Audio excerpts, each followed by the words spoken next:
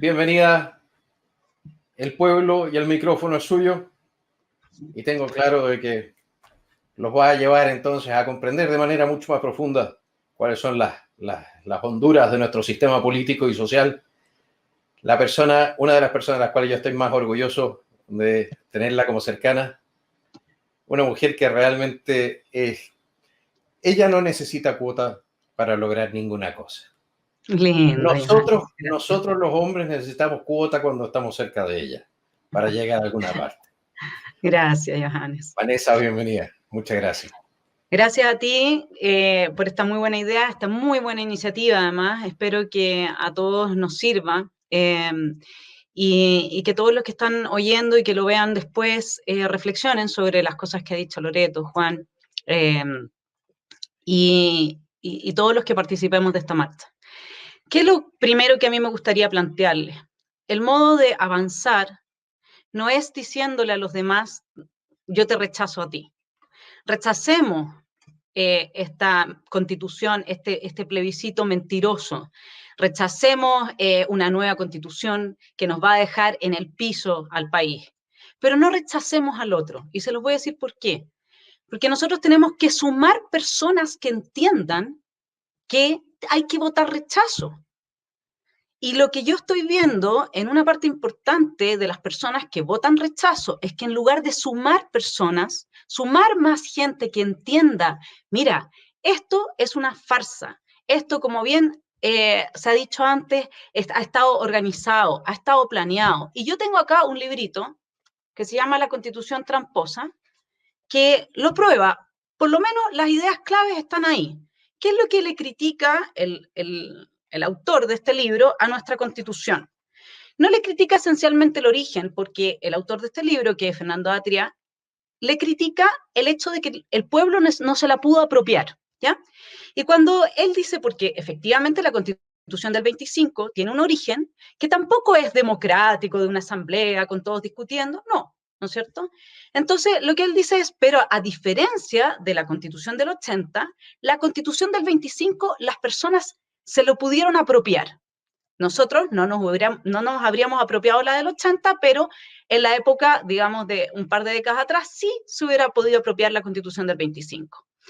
¿Y qué es lo que este señor Atria da como ejemplo de apropiación? Fíjense ustedes, dice, probablemente Salvador Allende fue el más explícito respecto de esta apropiación de las instituciones por el pueblo bajo la Constitución. Él sostuvo en su informe al Pleno Nacional del Partido Socialista en Algarrobo de 1972 que, lo cita, las instituciones no son un ente abstracto. La institucionalidad responde a la fuerza social que le da vida. Y lo que está acaeciendo ante nuestros ojos es que la fuerza del pueblo, del proletariado, de los campesinos, de los sectores medios, está desplazando de su lugar hegemónico a la burguesía monopolista y latifundista. Ese es el ejemplo que el señor Atria da de apropiarse de una constitución. Su problema no es el origen.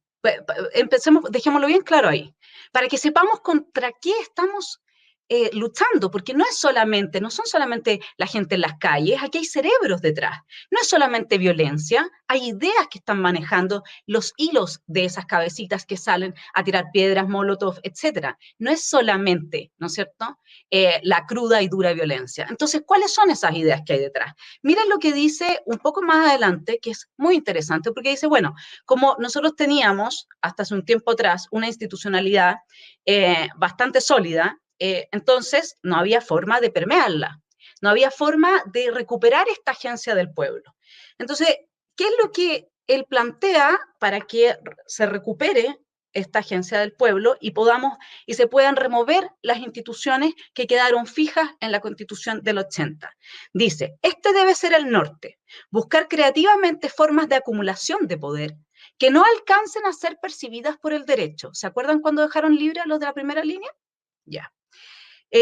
Buscar con imaginación formas de manifestación de la voluntad del pueblo en una institucionalidad que existe para neutralizar esa voluntad. Esa institucionalidad sería la Constitución. Esto porque la posibilidad de éxito depende considerablemente, a mi juicio, de la fuerza que tenga el movimiento al momento de plantear una solución que declare superadas las trampas constitucionales y neutralizada la neutralización del pueblo. Entonces, ¿qué es lo que él está diciendo? Hay que construir una magnitud política necesaria, un poder, que logre volar, dice, bajo el radar del derecho.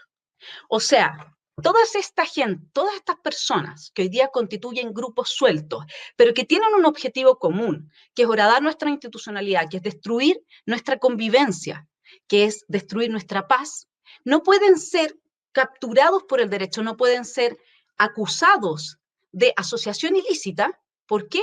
Porque actúan de forma tal que pasan bajo el radar del derecho, ¿me entienden? Entonces, un poco, estas son las ideas que hay detrás de, no lo estoy atribuyendo a Atria específicamente, sino que uno lo puede ver. Cómo ha funcionado de bien esto de que tengamos grupos que pasan por debajo, o sea, que van horadando toda nuestra vida común. Ayer estaban los jóvenes llegando, o sea, ya puestos en Freire, camino en la ruta 5, ¿no es cierto?, parando a la gente, ellos como si fueran carabineros, y haciéndolas volver a Temuco y no dejándolas viajar más al sur, porque ellos decretaron aislamiento. Entonces, esa es la situación como yo la veo hoy día. Yo veo que está muy difícil, ya con todo lo que se ha dicho, con los problemas que tenemos dentro de lo que es el Poder Judicial, con los problemas que tenemos con Carabineros, con los problemas que tenemos con los políticos ineptos, está muy difícil avanzar en una dirección que nos salve de este rumbo de caída libre. Y si alguien puede hacer algo, somos nosotros mismos, desde la amistad cívica. Es tratar de persuadir al otro. Yo, si los quiero llamar a algo, es a eso. Dejemos de apuntar con el dedo y es que tú, entonces a ti no te gusta tal personaje o tú no acompañas en esto. Es que así no vamos a sumar gente. Ese es el punto. Y aquí vamos a ganar en tanto la opción rechazo sea mayoritaria. Acá hay que hacer un trabajo con mucha paciencia y mucho corazón. Hay que hacer un trabajo para persuadir a la gente, para persuadir a los políticos que se puedan persuadir de que no están dadas las condiciones democráticas, de que hay algo en juego, está todo el futuro del país en juego y con eso no se puede jugar. Luego uno podría decir, mira, ¿sabes qué? Imagínense que este tema de la Constitución se hubiese planteado bajo el primer gobierno de Piñera. Y no nos hubiera gustado probablemente a muchos tampoco, pero sin embargo, quizás podríamos haber avanzado hacia una constitución aún más liberal, aún más firme en todos los temas de probidad, que hubiese establecido, por ejemplo, se hubiera preocupado más aún de la independencia de los tres poderes del Estado. ¿Por qué no?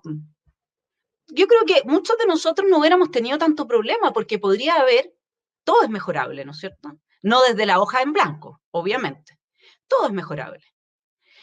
Pero en estas condiciones, y más encima una constitución que lleva la firma del señor Ricardo Lagos, un presidente socialista, una constitución que fue tan apropiada por las personas, que en mayo del año pasado, solamente al 3% de las personas le importaba cambiar la constitución. Entonces acá realmente uno dice, ¿cómo puede ser que por salvarse el pellejo hayan puesto sobre la mesa los fundamentos en los cuales se sostiene nuestra sociedad? Eso es algo muy grave. La pregunta es qué podemos hacer nosotros. Y yo, aunque a ustedes les parezca, digamos, poco razonable de mi parte, pero yo los invito a pensar cómo puedo persuadir al que está a favor del apruebo para que cambie su opinión. Porque eso es lo que nos va a llevar a avanzar. ¿Qué es lo que puedo decir? Si yo al otro le digo, tú estás a favor del apruebo, ¿sabes qué más? Lo borro, lo elimino. Eso no nos está ayudando. El costo del plebiscito hoy día equivale a 1.136 respiradores mecánicos, a 5.000 bonos de 5 millones para pymes, a 17 hospitales de campaña con 306 camas UCI, a 14.000 empleos de emergencia por 6 meses.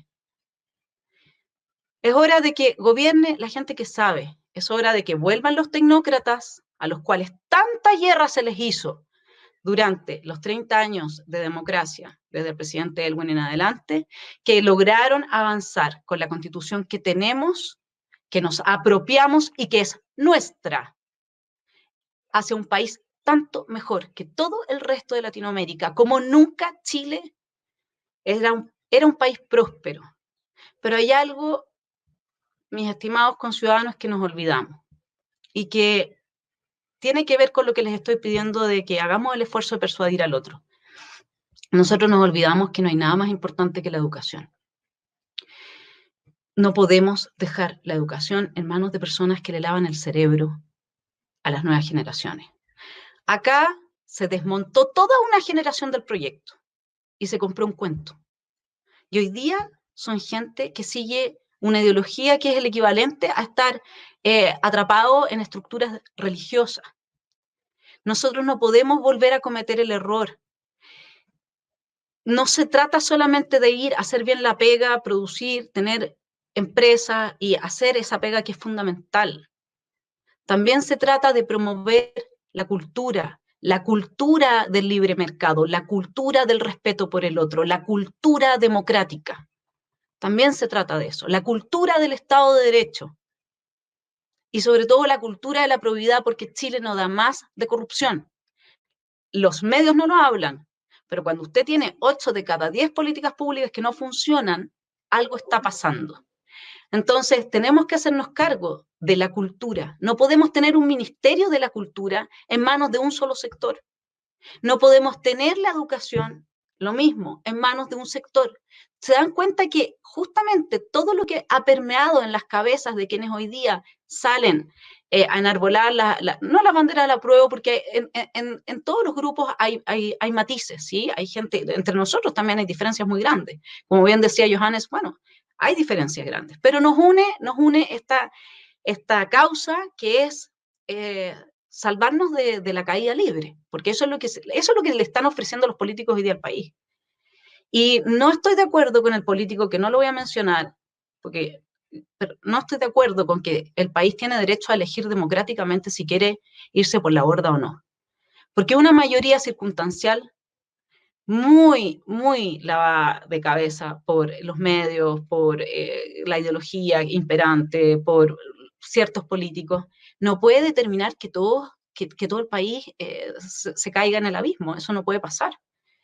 O sea, por eso es que tenemos una constitución, justamente porque, claro, podríamos volvernos locos el 50% más uno un día y decir, ¿saben qué más? Vamos a, no sé, le vamos a regalar las 2 primeras regiones del país a Canadá, no tengo idea, por inventar algo.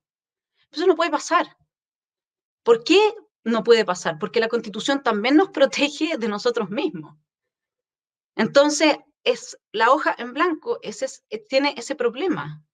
No solo nos quita todos los derechos, porque ese es el tema, como bien decía Loreto, es que son derechos que ya tenemos y los vamos a dejar en blanco. Entonces la pregunta que yo les hago, y con esto voy cerrando, ya nos damos cuenta cómo funciona todo esto, ya nos damos cuenta que el modo de horadar la convivencia común son con estos pequeños grupos que pasan por bajo el radar del derecho, un derecho que además no está funcionando bien, eso también lo sabemos, muy capturado también por una ideología que les hace el favor, ¿no es cierto? Acuérdense cuando nuestro fiscal nacional decía que no se podía penalizar el conflicto social, ¿no es cierto? Y por lo tanto no se podía llevar a las cárceles, digamos, a los que tiran bombas molotov, agreden a carabineros y agreden a las demás personas. Y también cuando antes de eso, hace unos años atrás, comparaba los portonazos con el tisú, con la colusión del tisú, y decía, bueno, pero 1000 portonazos equivalen a un tisú, una colusión de tisú. O sea, tenemos personas adentro que tienen una forma de ver las cosas que claramente no ayuda a la democracia, ¿sí? Porque no, el hecho de que alguien asesine o que alguien robe no me justifica a mí para robar o asesinar. Esos se dan cuenta que no se puede pensar de esa manera y sostener al mismo tiempo una democracia que funcione en paz. Entonces, con todos los problemas que podemos tener ahí, la pregunta es, ¿qué es lo que puede hacer cada uno de nosotros para ayudar a evitar este desastre? Y mi respuesta, y con esto yo creo que voy cerrando, Johannes, mi respuesta es que lo que podemos hacer cada uno de nosotros es, por favor, no nos peleemos más, no rechacemos a las otras personas por pensar distinto, tratemos de persuadir, tengamos paciencia, yo sé que no es fácil, pero no hay otra manera. La única manera es que sumemos cada día más personas que se den cuenta de dónde surge esto, hacia dónde va y los peligros que corremos. Y eso es la pega de cada uno de nosotros, tratar de, con todo el corazón y todo el cariño que tenemos por nuestro país, persuadir al otro, dialogar con el otro, no cerrarse. Así es que dejo aquí a Gonzalo, que ya está esperando que yo termine mi discurso. Vanesita, impresionante. Gonzalo, bienvenido. Muchas gracias por acompañarnos el día de hoy.